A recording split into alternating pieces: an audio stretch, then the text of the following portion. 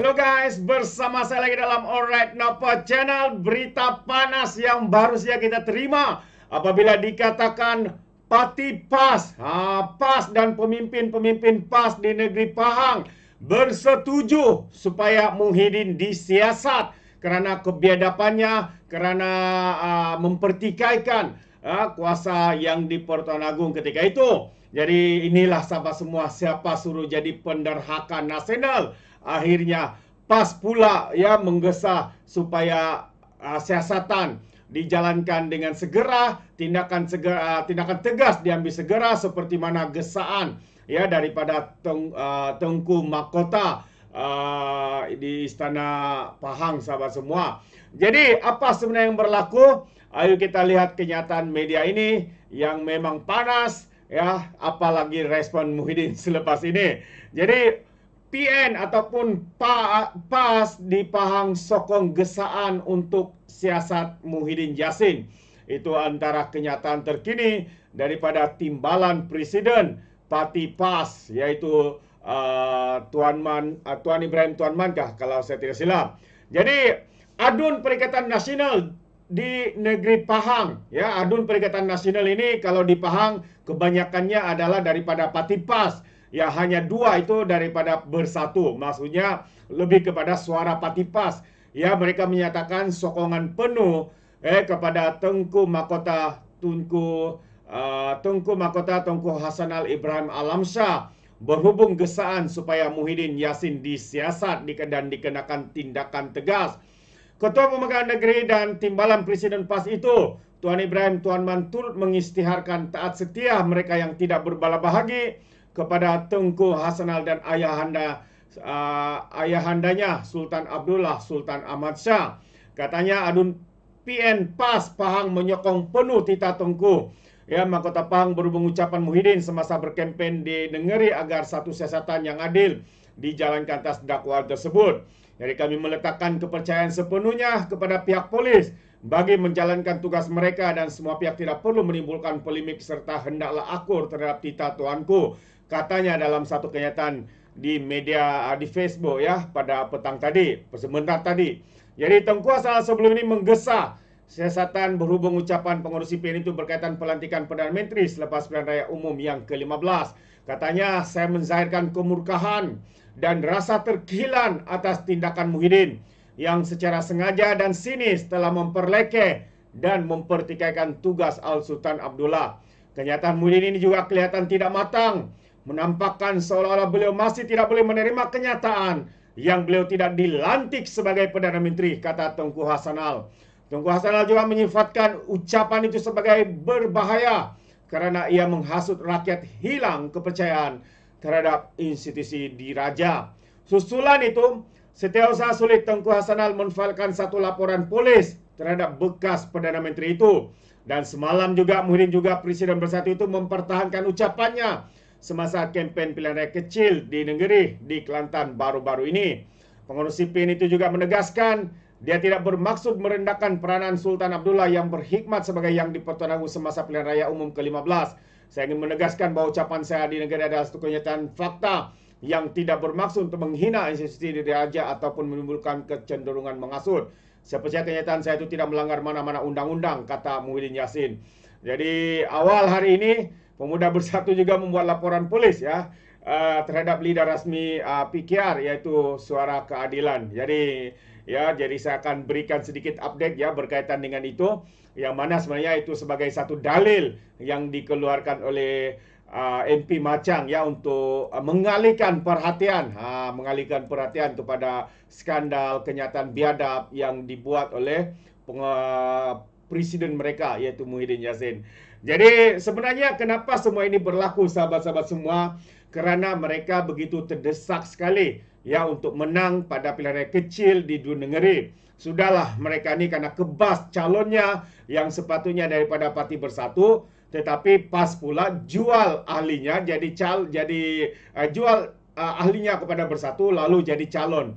Jadi inilah sebenarnya sahabat semua sedikit sebanyak mengakibatkan banyak ahli-ahli Bersatu yang tidak berpuas hati ya dengan tindakan yang dibuat dan apakah Bersatu dipijak oleh parti PAS di negara ini. Jadi sahabat semua, dan kerana itulah sedikit sebanyak ya PRK di negara ini kita boleh lihat kekalahan ya yang begitu besar kepada parti PAS ya. PAS tanggung kekalahan besar. Itu antara kenyataan daripada penganalisis politik yang melihat apa yang berlaku ya di PRK kecil di dunia negara ini. Jadi sahabat semua, izinkan saya untuk membaca kenyataan ini yang mana juga saya petik daripada Malaysia Kini.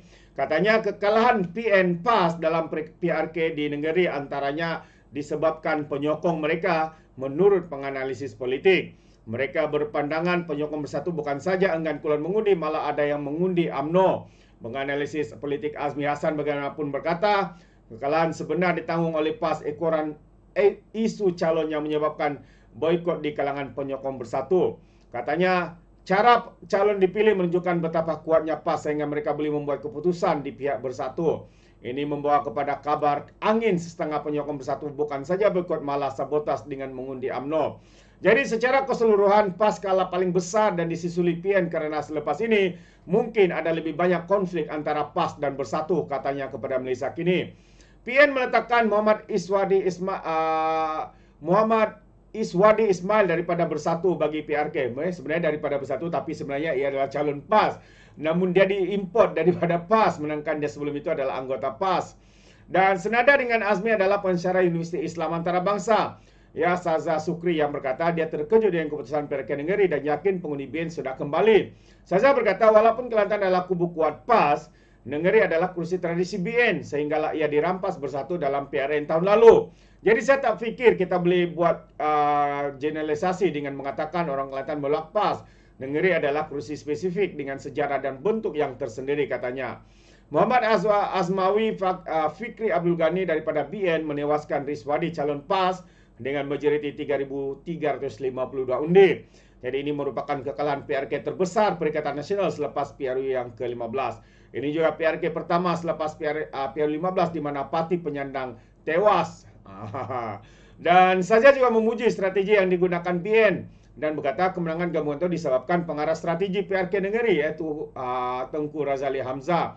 Apa yang saya lihat, katanya ini bukan kemenangan kerajaan Madani. Pengumuman Perdana Menteri Anwar Ibrahim berkenaan gaji penjawab tidak memainkan apa-apa peranan dalam PRK ini. Ini adalah masterclass kuli, katanya lagi. Penganalisis politik dari Sunway University, Wong Chen Huat berkata, strategi kuli untuk tidak melibatkan DP dalam kempen adalah keputusan yang betul dan natural. Berhubung jika UMNO boleh memanfaatkan DP dalam usaha mendapatkan undi orang asli, Wong berkata UMNO sendiri boleh mendapatkan sokongan mereka, terutama dengan penglibatan ahli parlimen Cameron Highland, YB Ramli Muhammad Noor. Jadi walaupun jika DP berkempen di kawasan orang asli dan PN menggunakan untuk menyerang ketika kempen, ia sukar untuk membangkitkan sentimen fobia DP. Jadi pertimbangan nyata barangkali berkenaan sama ada UMNO mampu mendapatkan undi orang asli dan ia tidak mau berkongsi kredit dengan DP atas kejadian itu, katanya. Dan perkembangan politik mutakhir Kelantan menyebabkan penganalisis mempersoalkan tanggapan kegabalan PAS di negeri itu. Azmi berkata sukar untuk mendapat sebarang andaian jika perbezaan undi kurang daripada 1,000, namun majoriti kemenangan BN menunjukkan PAS bukanlah langsung tak dapat digugat. Jika PAS boleh ditewaskan di Kelantan, pastinya ia mampu dicabar di negeri lain. Jadi saya melihat kekebalan PAS lebih kepada mitos pada masa ini kerana Kelantan mereka bukan saja kalah, tapi kalah dengan teruk, katanya lagi.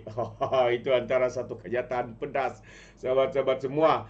Jadi apapun untuk isu yang pertama tadi, walaupun PAS menganggap mereka boleh menang, sehingga Muhyiddin begitu terdesak, sehingga mengeluarkan kenyataan ketika berceramah, kenyataan yang dikatakan biadab, kenyataan yang dikatakan memperlekeh, mempersoal kuasa yang di Pertuan Agong untuk pelantikan Perdana Menteri kerana beliau mengatakan beliaulah yang sepatutnya dilantik sebagai Perdana Menteri. Katanya dia sudah cukup 115.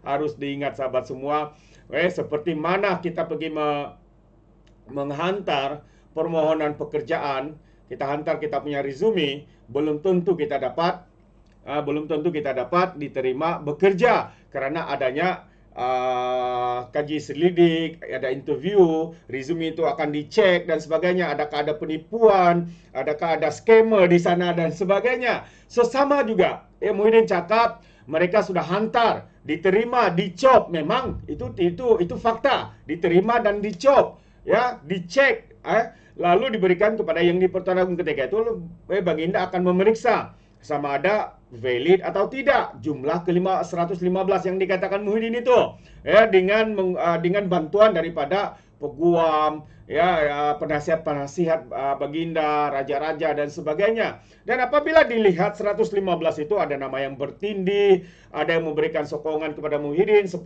ahli parlimen UMNO. Lepas tu ahli parlimen UMNO ini ada juga yang memberikan nama yang 10 itu juga menyokong Perdana Menteri kita. Dan pada masa yang sama, Akta Lompat Parti itu pula sudah pun diluluskan. Jadi Akta Lompat Parti ini tidak memungkinkan seorang ahli parlimen untuk memberikan sokongan. Dia harus memberikan sokongan secara en blok ataupun secara satu gabungan parti politik seperti Barisan Nasional. Kalau mau beri satu sokongan, mereka kena satu en blok atau satu gabungan, yaitu Barisan Nasional. Barulah boleh dianggap sebagai tidak melompat parti. Jadi kita heran sahabat semua, kenapa begitu terdesak sekali Muhyiddin ini? Adakah beliau masih tidak boleh move on? Adakah beliau masih lagi tidak boleh menerima kenyataan yang beliau bukanlah Perdana Menteri, tetapi hari ini beliau adalah seorang pembangkang yang membangkangkan diri dengan membuat kenyataan seperti ini. Amat-amat memalukan. Katanya dialah yang sepatutnya dipanggil ke istana. Dia sudah dipanggil sahabat-sahabat semua, tetapi dia menolak tita nasihat daripada yang di-Pertuan Agong untuk bergabung membentuk sebuah kerajaan unity government ataupun kerajaan perpaduan. Tetapi apa yang dilakukan? Dengan sombongnya, kami ada 115, kamilah yang harus menjadi Perdana Menteri. Kenapa saya tidak dipanggil untuk ke istana dan mengangkat sumpah sebagai Perdana Menteri? Ini sungguh lucu sahabat-sahabat semua. Inilah namanya kerakusan kuasa. Akhirnya makan diri sendiri. Itu pandangan saya. Bagaimana dengan Anda, sahabat-sahabat semua? Anda boleh berikan komen Anda di dalam ruangan komen. Terima kasih. Izinkan saya untuk mengundurkan diri. Dan seperti biasa, peribahasa mengatakan, tapapun kangkap, 2 ton keinginan. Dalam bahasa Melayunya, tepuk dada, tanya selera. Sekian saja pada Alright Dapat Channel. Kita berjumpa lagi. Bye-bye.